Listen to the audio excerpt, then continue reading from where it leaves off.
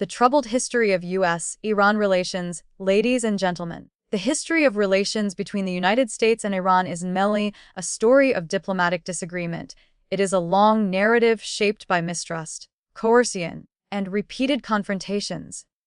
While Western media often portray Iran as an aggressive actor, a closer examination of history reveals a different reality, one marked by American intervention, broken promises, and economic pressure that has fueled decades of hostility. To understand today's tensions, we must begin in 1953, a pivotal year that left a permanent scar on U.S.-Iranian relations. In that year, the CIA, working alongside British intelligence, orchestrated Operation Ajax, overthrowing Iran's democratically elected Prime Minister, Mohammad Mossadegh. His offense was simple: he sought to nationalize Iran's oil industry so that Iranians, not foreign powers, could benefit from their own resources. Instead of accepting this sovereign decision, the United States chose regime change. The result was the reinstatement of Shah Mohammad Reza Pahlavi, an authoritarian ruler who remained in power for over 2 decades with American support. His regime relied on censorship, torture, and the notorious Save-a-Secret police. This intervention taught Iranians a painful lesson: that the United States would undermine democracy when it conflicted with its economic interests. Historians widely agree that this act planted the seeds of resentment that eventually led to the 1979 Islamic Revolution. That revolution marked a decisive break in relations.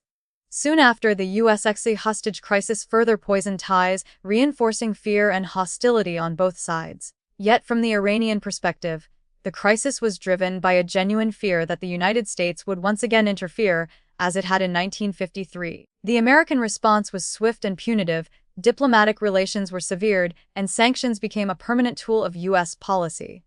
During the Iran-Iraq War of the 1980s, the United States supported Saddam Hussein's regime, even as Iraq used chemical weapons against Iranian soldiers and civilians. At the same time, sanctions intensified, inflicting severe hardship on ordinary Iranians. The message was unmistakable: compliance with U.S. demands was mandatory, and resistance would be punished. The most striking example of American coercive diplomacy came with the Iran nuclear negotiations.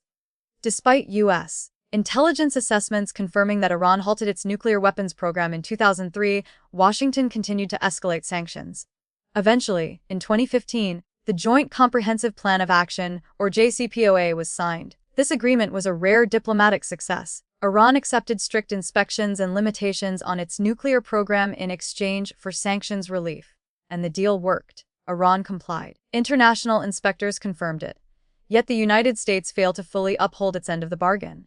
Then, in 2018, President Donald Trump unilaterally withdrew from the agreement, despite Iran's verified compliance. Crushing sanctions were reimposed under the so-called maximum pressure campaign, openly aimed at forcing Iran into submission or regime change. This decision shattered trust and exposed the United States as an unreliable negotiating partner. Beyond Iran, the U.S. extended its coercion globally. European companies were threatened with sanctions for trading with Iran. The American government leveraged control over international financial systems, such as SWIFT, to isolate Iran economically. Even the United Nations Security Council was pressured to enforce policies that many countries viewed as illegitimate. All of this points to a broader pattern: when diplomacy fails, the United States turns to economic warfare and intimidation, punishing entire populations to achieve political goals.